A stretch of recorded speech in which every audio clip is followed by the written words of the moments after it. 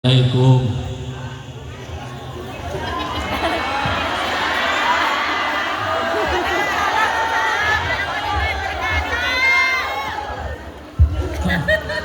Ini yang bermasalah mic-nya apa kupingnya? Kenapa kok enggak jawab salam? Ya? Kurang kompak jawabnya. Salamnya nggak biasa ya?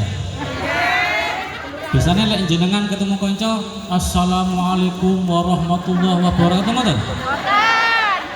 Enggak kan?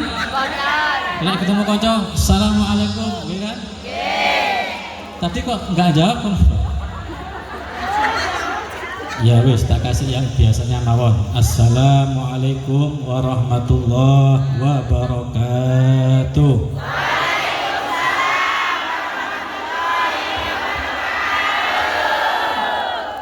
Bismillahirrahmanirrahim. Alhamdulillahirabbil alamin wa kafa. Summa sholatu wassalamu ala sayyidina wa maulana Muhammadinil Mustafa wa ala alihi wa sahbihi ahli sidqi wal wafa. Allahumma salli wa sallim wa barik wa adim wa karim wa majid ala habibinal Mustafa Abul Qasim Sayyidina wa maulana Muhammad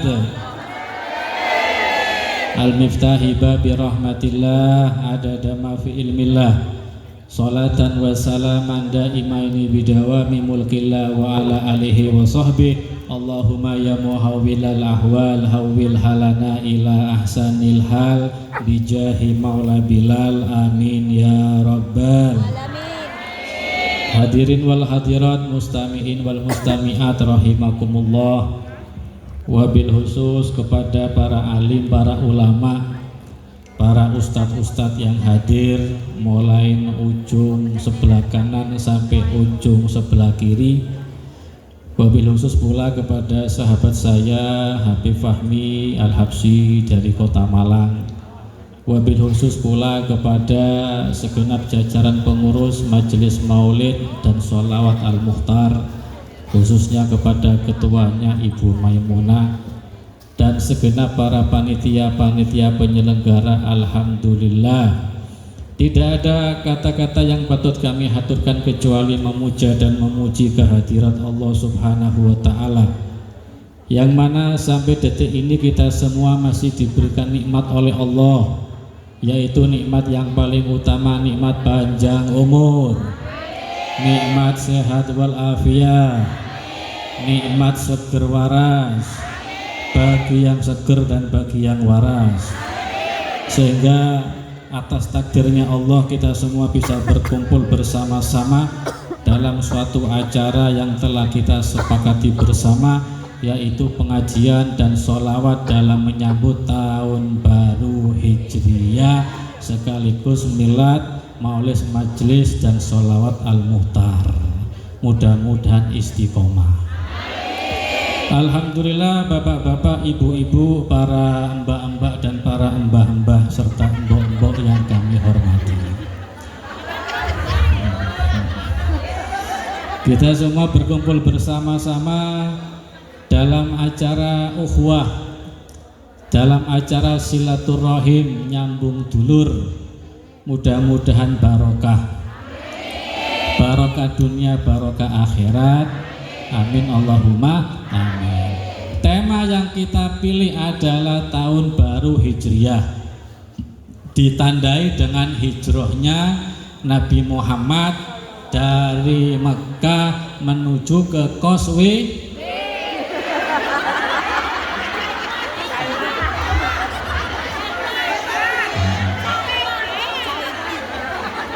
sampai di umatnya sopo. Ditandai hijrahnya Nabi Muhammad dari Mekah menuju ke Madinah, bukan Causeway B. Terus lah hijrah nang Causeway B naik apa namanya? Bukan itu. Berarti jenengan kebanyakan lihat film animasi. Ditandai dari hijrahnya Rasulullah SAW dari Mekah menuju ke Madinah. Jadi pengajian ini diawali dengan dawuhnya Allah Subhanahu wa taala yang ada di dalam surat Al-Ankabut ayat 56 yang berbunyi, ya ibadiyalladzina amanu inni ardi wasi'atan fa iyaya fa'budun. Allah. Ngerti artinya? Boten. Apa perlu diartikan? Perlu. Pakai bahasa tubuh? Bahasa ya ibadiyalladzina amanu, hei hamba-hambaku yang beriman. Berarti yang dipanggil hamba-hamba yang beriman. Kalau tidak beriman tidak hai. Hai hamba-hamba yang beriman. Kalau tidak beriman berarti tidak hamba. Tidak. Hai hamba-hambaku yang beriman, inna ardi wasi'atan, sesungguhnya bumiku luas, kata Allah Subhanahu wa taala. Fa iya ya fa'budun, maka terhadap akulah hendaklah kamu semua tetap menyembahku. Artinya seakan-akan Allah itu ingin mengatakan sesungguhnya Islam itu bukan di Mekah tok. Kenapa? Kalau kamu ada di Mekah tok, kamu bisa hijrah kemanapun kamu mau, dengan catatan fa iya ya fa'budun, tetaplah sembahlah kepada aku, kata Allah Subhanahu wa ta'ala. Pengajian ini kita mulai dengan cerita, yaitu cerita sekitar ada 14 orang tokoh-tokoh kafir itu berkumpul di suatu tempat yang namanya tempat Darun Nadwa. Dar itu artinya tempat, Nadwa itu perembuk-rembukan. Di situ juga di antara 14 orang kafir, tokoh kafir, ada yang namanya Abu Jahal. Abu itu bapak, Jahal itu bodoh. 14 orang tokoh-tokoh kafir, para rawuh, dia berembuk bagaimana caranya menghentikan dakwah Nabi Muhammad, bahkan bagaimana caranya membunuh Nabi Muhammad. Tidak lama kemudian datanglah seorang kakek tua. Kalau kakek mesti tua. Kalau muda namanya kakak. Kalau kakak perempuan namanya cece. Datanglah seorang kakek tua. Kakek tua ini ternyata iblis yang menyamar jadi kakek. Maka di Darun Nadwa itu ada 14 orang kafir plus 1 iblis. Di situ bermusyawarah bagaimana caranya menghentikan dakwanya Nabi Muhammad, bahkan bagaimana caranya membunuh Nabi Muhammad Shallallahu Alaihi Wasallam. Ada orang yang berusul, bagaimana kalau menghentikan dakwanya Nabi Muhammad kita fitnah saja Nabi Muhammad. Apa fitnahnya? Selama ini kita tahu Muhammad mendapat gelar Al-Amin. Muhammad Al-Amin artinya Muhammad yang jujur, yang terpercaya. Kita fitnah saja Muhammad, diganti Al-Amin dengan Al-Kadzab. Muhammad Al-Kadzab yang artinya Muhammad sang pembohong. 14 orang plus iblis tidak ada yang setuju. Kenapa? Kita tahu Nabi Muhammad itu mulai kecil sampai dewasa sampai tua orangnya tidak pernah berbohong. Coba Bu jenengan pikir, Nabi jenengan itu kejujurannya bahkan diakui oleh iblis laknatullah alaih. Kejujurannya diakui oleh orang-orang kafir saking jujurnya Nabi Muhammad sallallahu alaihi wasallam. Allahumma sholli ala Muhammad. Ada yang usul kita bunuh saja Muhammad, pateni wailah, pateni. Ternyata iblis gak setuju. Kenapa? Kalau Muhammad dibunuh, nanti Bani Hashim dan Bani Abdul Muthalib akan berontak. Ada yang usul kita penjarakan saja Muhammad, jangan kasih makan, biar mati. Iblis sekali lagi tidak setuju. Kenapa? Kalau Nabi Muhammad dimasukkan ke penjara, tidak dikasih makan, jika didengar oleh pengikut Muhammad mereka akan berontak. Walhasil ini musyawarah paling ruwet bagaimana caranya membunuh dan menghentikan Nabi Muhammad. Ada usulan terakhir dari siapa? Dari Abu Jahal. Abu Jahal ini dulunya namanya Abul Hakam, artinya orang yang bijaksana. Betul, Abu Jahal itu dulunya orang bijaksana, lama-kelamaan diganti dengan Abu Jahal, artinya orang yang bodoh, bapaknya orang yang bodoh. Kenapa kok dia bodoh? Coba dibayangkan, Darun Nadwa, balai kota, dibangun oleh Abdul Muthalib, digunakan bermusyawarah untuk membunuh cucunya Abdul Muthalib, yaitu Nabi Muhammad SAW. Suka cinta sama embahnya tapi benci kepada cucunya. Itu namanya orang-orang yang bodoh. Cinta sama Abdul Muthalib, menggunakan fasilitas Darun Nadwa yang dibangun Abdul Muthalib, tapi digunakan untuk bermusyawarah membunuh cucunya Abdul Muthalib, yaitu Nabi kita Nabi Muhammad SAW. Singkat kata, singkat cerita, maka si Abu Jahal berusul. Apa usulnya? Seperti ini: seluruh suku-suku kita ambil pemudanya satu-satu, kita pakasi pedang satu-satu, kita bunuh Muhammad rame-rame. Kalau memang dari keluarga Muhammad mau protes, maka mereka tidak bisa protes, karena yang membunuh adalah semua suku yang ada di kawasan Arab. Itu langsung yang namanya iblis bangun dari duduknya, langsung angkat topi, tanda setuju. Coba bayangkan, iblis pun manut sama Abu Jahal, Bu. Iblis, Bu. Iblis, Bu. Iblis, Bu. Iblis itu sudah embahnya kesesatan, tapi manut sama Abu Jahal. Berarti orang ini kalau sudah kadung busuk, lebih busuk daripada iblis. Contoh Abu Jahal, contoh Fir'aun. Iblis tidak pernah ngaku Tuhan, tapi Fir'aun ngaku pangeran. Berarti Fir'aun manusia lebih busuk daripada iblis. Juga sebaliknya, manusia kalau kadung bagus, kadung soleh, lebih soleh daripada malaikat. Siapa? Para nabi, para rasul, para sahabat, tabi'in, ulama, dan para wali-walinya Allah Subhanahu wa ta'ala. Mudah-mudahan kita semua dalam golongan orang-orang yang baik.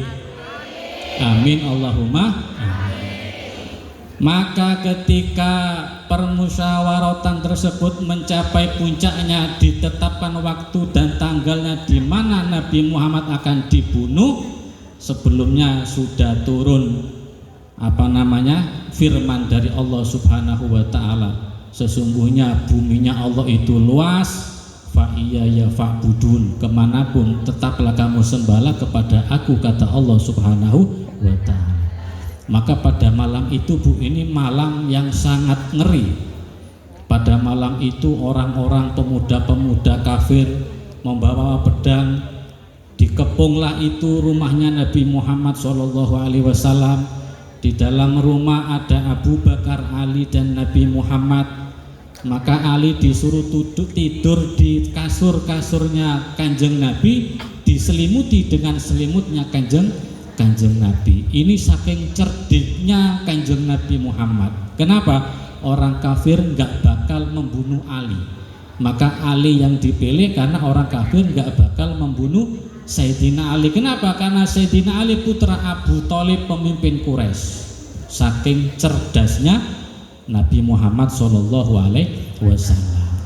Maka orang-orang kafir sudah berkumpul semua, ingin membunuh Nabi Muhammad SAW. Di zaman jahiliyah, walaupun jahiliyah terkenal dengan zaman kebodohan, tapi mereka punya adab. Apa adabnya? Mereka nggak mau membunuh musuh yang lagi tidur, tidak mau membunuh musuh di malam hari, tidak mau membunuh musuh di dalam rumahnya sendiri. Jadi ketika Nabi Muhammad itu dikepung dengan senjata yang lengkap, Nabi Muhammad diprovokasi supaya keluar dari rumah. Ketika keluar dari rumah, maka kita bunuh rame-rame, kita bunuh bersama-sama. Diprovokasi itu Nabi Muhammad. Dikatakan, Muhammad adalah tukang sihir, Muhammad adalah al-qadzab, pembohong. Muhammad mengatakan siapa orang yang ikut agama Muhammad akan mendapat surga dan bisa menaklukkan dunia. Ini saut-sautanku. Muhammad mengatakan siapa yang tidak ikut Muhammad akan mendapatkan neraka dan leher kita akan dipotongnya. Apa kata Nabi Muhammad? Wa anta ahauduhum ya Abu Jahal, dan kamu adalah salah satunya, kata Nabi Muhammad sallallahu alaihi wasallam. Sampai tengah malam orang metu-metu Gusti Kanjeng Nabi. Ini orang-orang sudah siap ingin membunuh Nabi Muhammad, tapi sampai tengah malam tidak keluar-keluar itu Nabi Muhammad. Diprovokasi nggak mempan. Sampai pada akhirnya maka turunlah ayat Yasin, surat Yasin ayat 9. وَجَعَلْنَا مِنْ بَيْنِ أَيْدِيهِمْ سَدًّا وَمِنْ خَلْفِهِمْ سَدًّا فَأَغْشَيْنَاهُمْ فَهُمْ لَا يُبْصِرُونَ. Tak ambaan si ibu.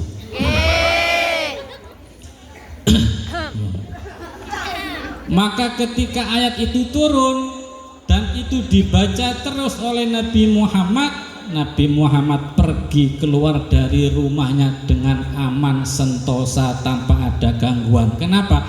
Meripat lek wong kafir duduk meripat. Moto-motoe wong kafir niku.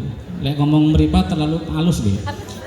Mata-matanya orang kafir itu buta, seakan-akan tidak melihat ketika Rasulullah keluar dari rumah. Seperti patung, ada yang menafsiri seperti patung. Jadi seakan-akan waktu ini berhenti, meneng jelek seperti patung. Sampai Kanjeng Nabi ingin membuktikan, ngambil pasir disawur-sawur nonang endas-endase wong kafir, diam seperti patung.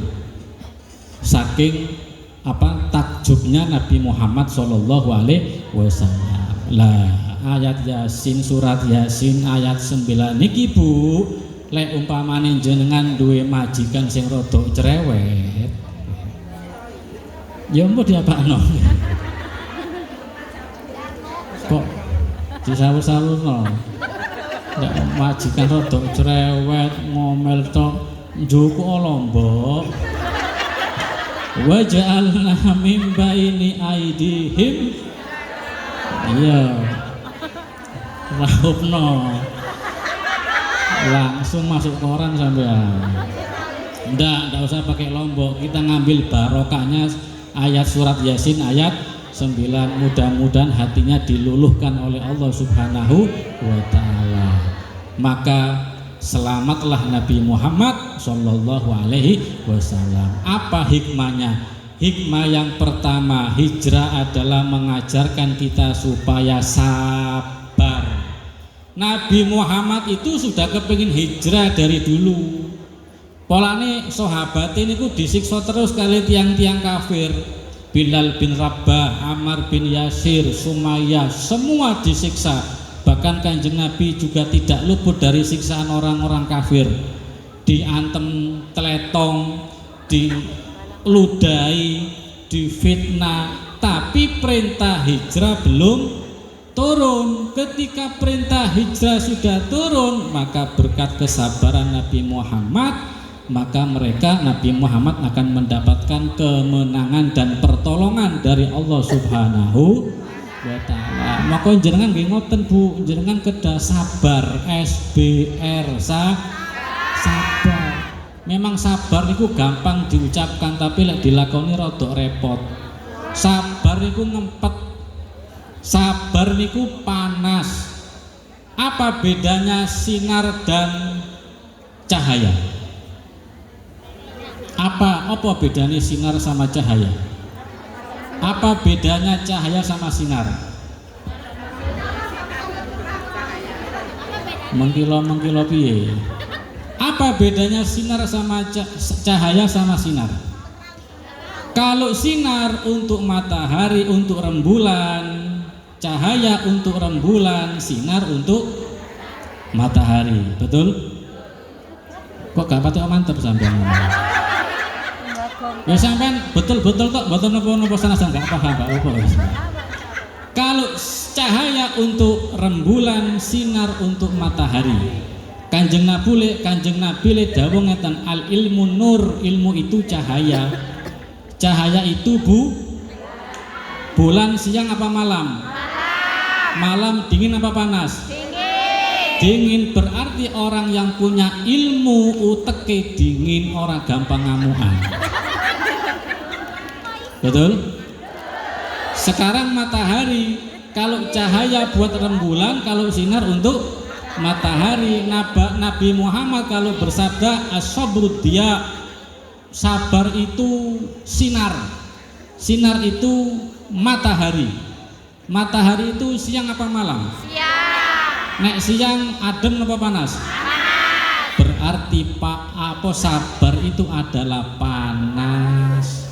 Jenengan dicoba oleh Allah Subhanahu wa taala, jenengan sabar, ngempet ngelus dodo iku rasane panas.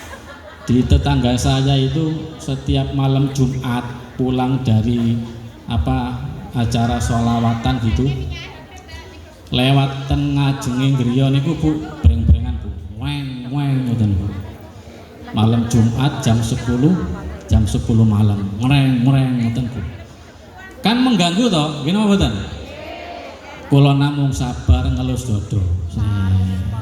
Malam Jumat lagi ngreng. Sabar ngelus dodo.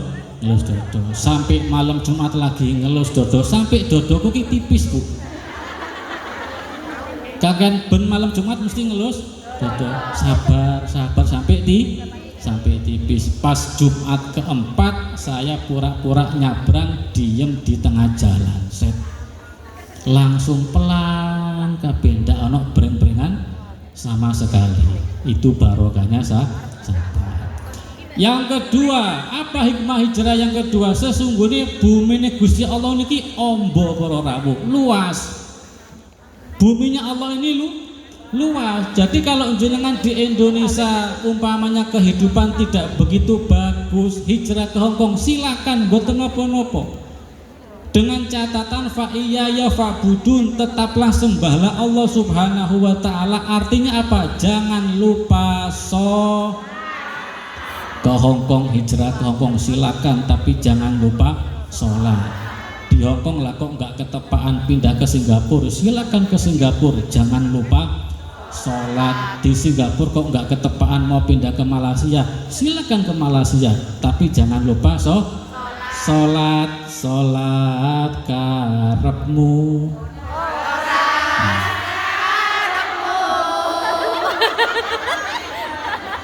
Dikejak malaikat salahmu dewe.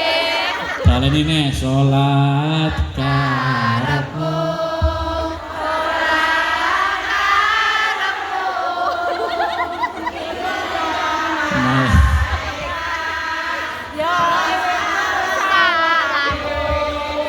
Bumi ini Gusti Allah ki luas Bu, sing sempit iku lho atine awake dhewe.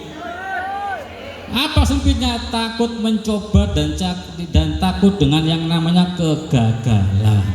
Bumi ini Allah ki luas, silahkan mau kemana saja, yang penting sholat. Di mana bumi dipijak maka disitulah buminya Allah itu dulu.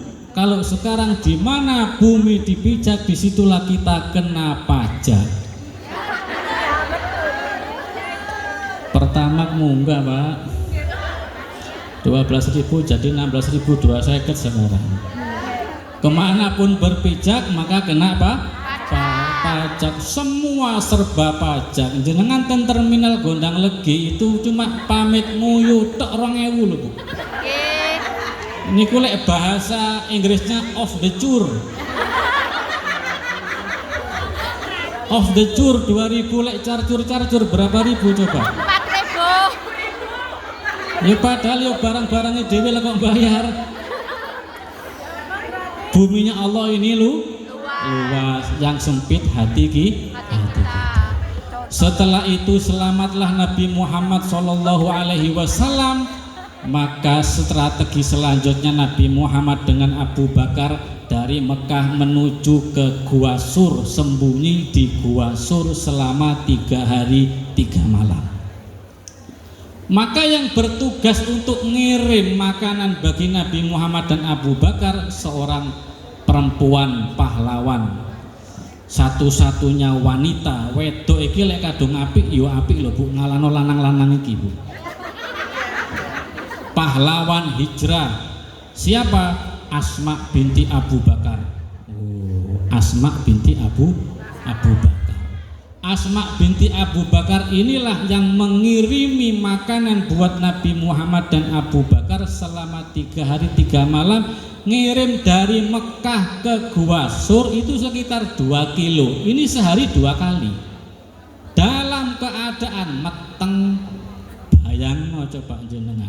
Meteng, nggawa makanan 2 kilo, sik munggah nang gunung. Karena Nabi Muhammad Gua Sur itu letaknya di atas gunung 2 kilo dalam keadaan meteng. Bu sampai tak kandani Bu, ya wong meteng iki soro Bu. Tak kandani sampai. Aku wis nglakoni ya. Aku wis nglakoni. Sampe tak kandani. Aku wis nglakoni, Beb. Tak kandani wong meteng niki soro napa melih meteng tuwa. Kalau sudah hamil tua ini sing ndak kuat boyo ki koyo kate jebol.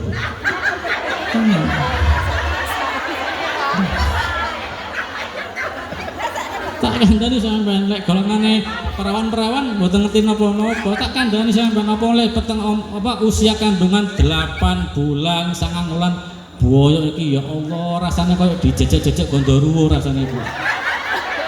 Koyo ta. Wis lek meh turu ngoten lek miring kanan ndak iso turu, miring kiri ndak iso turu, lek melumah nyesek mengkurep kayak timbangan ngene iki.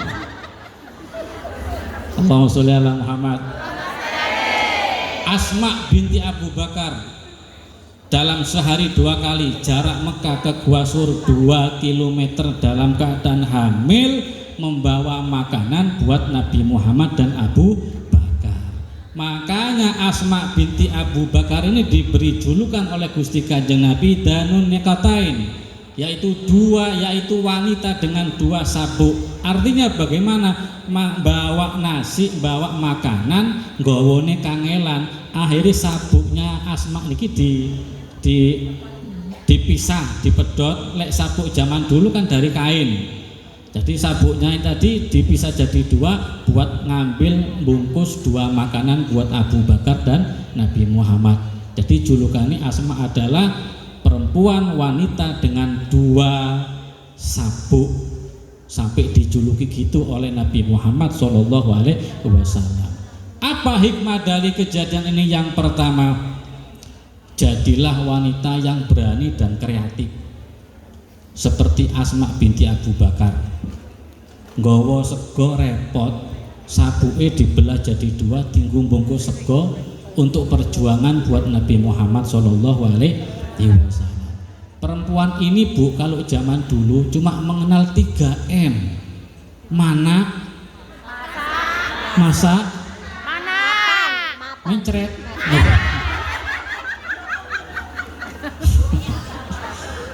Mana? Masak, masak,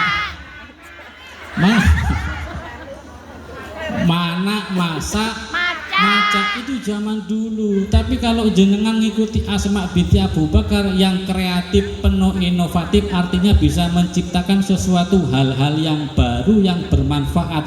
Sabuknya dipedot jadi 2 buat bahan untuk mengambil, untuk mengantar makanan. Manusia ini, perempuan ini kalau zaman dulu ya cuma itu tok Bu. Tapi kalau perempuan ini sudah berkualitas, setiap tahun kita peringati hari kelahirannya. Di dunia niki Bu, sak donya niki menungso sing dislameti lahire niki namung 3. Yang pertama Nabi Muhammad SAW 12 Rabiul Awal. Yang kedua Nabi Isa alaihissalam, jelas wassalamu alayya yawma wulidtu wa yawma amutu wa yawma ub'atsu hayya. Jadi lek nyelamatin Nabi Musa lahir, maulid Nabi Musa mboten napa-napa, dengan catatan bukan 25 Desember. Bukan, lain. Nabi Muhammad diselamati lahirnya, Nabi Isa diselamati lahirnya. Ada satu orang lagi asli Indonesia dari Jawa Tengah, perempuan sisa. Siapa Bu?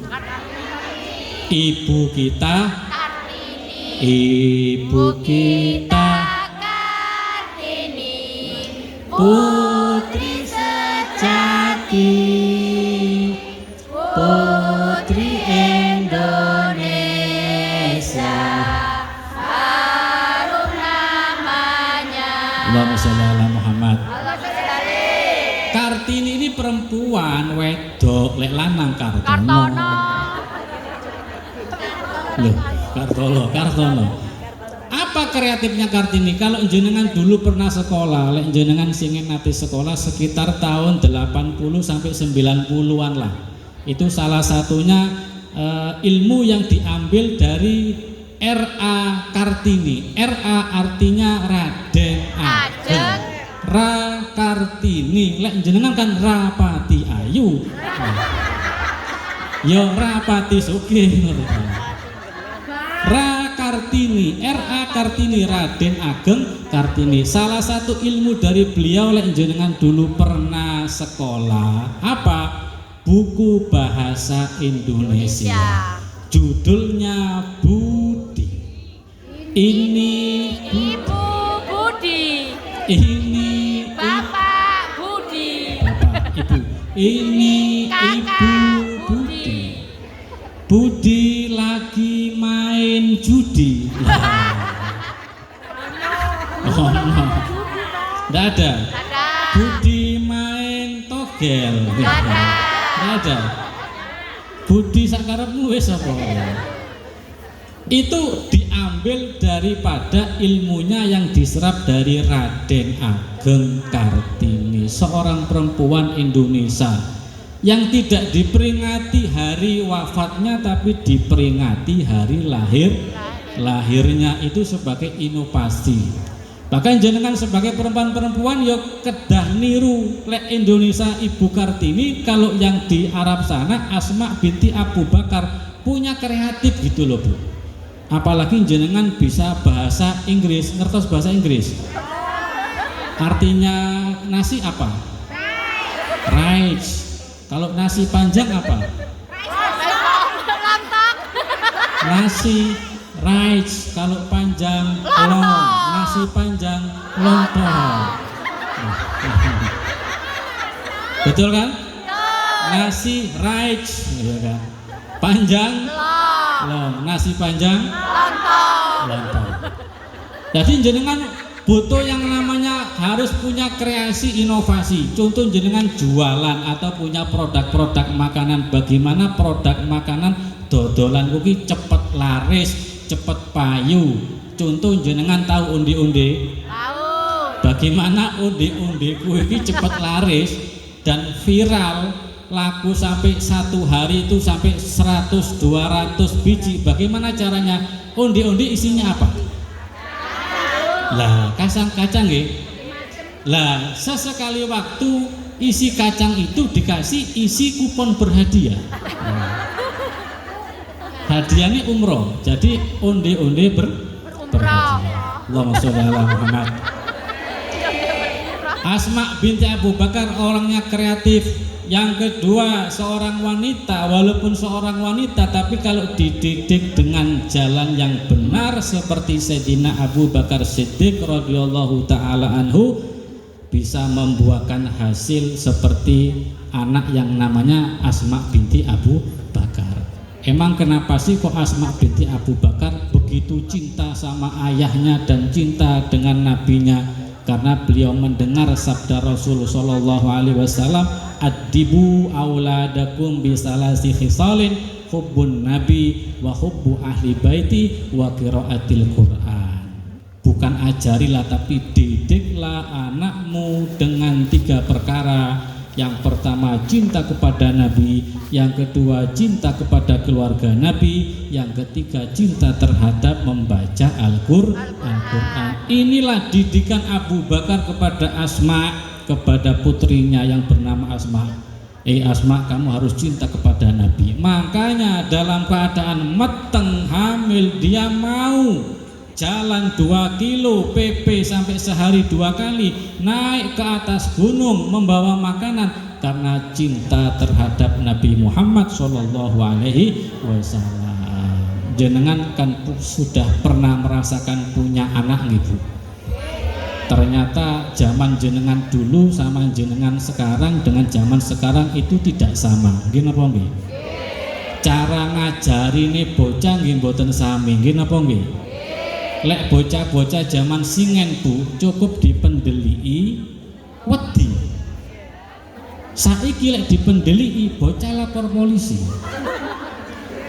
Anak zaman dulu Bu, bocah zaman dulu umpamane lungguh ten bantal cukup diweden-wedeni, le ojo lungguh nang bantale engko wedi udunan. Takut napa mboten? Takut itu bocah zaman dulu. Kalau bocah zaman sekarang, le ojo lungguh nang bantale engko udunan, jawab menurut ilmu biologi. Menurut ilmu biologi bahwa penyebab udun itu adalah darah kotor, tidak ada hubungannya dengan bantal. Tapi kalau caranya kita sebagai orang tua niku ngandani dengan sesuatu yang masuk akal, yo pasti manut. Ojo ngomong wedi udunan, le ojo lungguh neng bantale. Kenapa? Gak sopan. Bantal tempatnya kepala, dudu ngene bokong. Dipikir, oh iya bener, bantal tempatnya bukan tempatnya. Jadi kayak sini. Masuk akal kan? Masuk. Nah, kalau sesuatu yang masuk akal itu akan gampang diterima oleh bocah-bocah, oleh anak-anak. Ada lagi lek zaman singen itu lek seneng lungguh duduk di pintu, jarine apa nih sing seret? Jodone balik. Lek lungguh neng lawang jodone balik. Jodone seret, yo mesti ae balik, lawang-lawang ditutupi wis. Ora entuk liwat ya mesti jodone balik. Wong nganter lamaran lawange lah kok sampean kok ditutup, ya mesti lamarannya balik. Ada lagi yang seperti ini, ojo nyapu bengi-bengi. Napa onek niku? Rezeki, nyapu rezeki. Lek nyapu bengi-bengi napa? Nyapu rezeki. Ora ilok, ojo nyapu bengi-bengi. Itu kata-kata 50 tahun yang lalu belum ono listrik. Ya kan? Ojo nyapu bengi-bengi. Ya memang lek nyapu bengi-bengi ora bersih lah wong ora ono listrik. Cuma lampu oplet tok, cempluk tok. Tapi lek sekarang nyapu bengi-bengi mati, yo nyapu subuh-subuh tetap bersih, ada lampu Philip, terang terus terang. Ada lagi satu lagi, lek nyapu sing bersih, engko lek gak bersih bojone.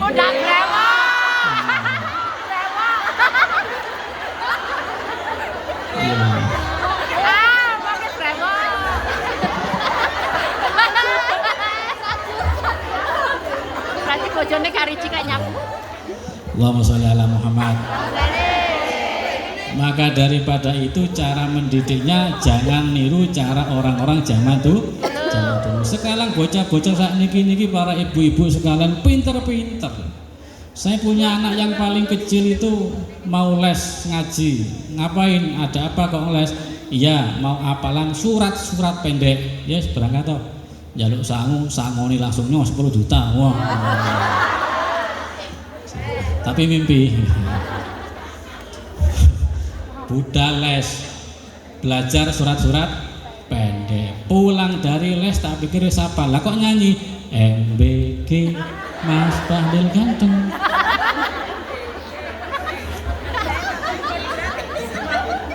Wis jaluk sangu surat-surat pendek, mau hafalan surat-surat pendek lah kok mulai MBG Mas Bahlil ganteng. Ya saya sebagai orang tua yo ngamuk toh. Pamite les hafalan surat-surat pendek lah kok mulai-mulai nyanyi MBG. Saya ngamuk, jangan nyanyi MBG, tidak boleh. nyanyi MHG. Apa itu Pak? MHG Mas Helmi ganteng.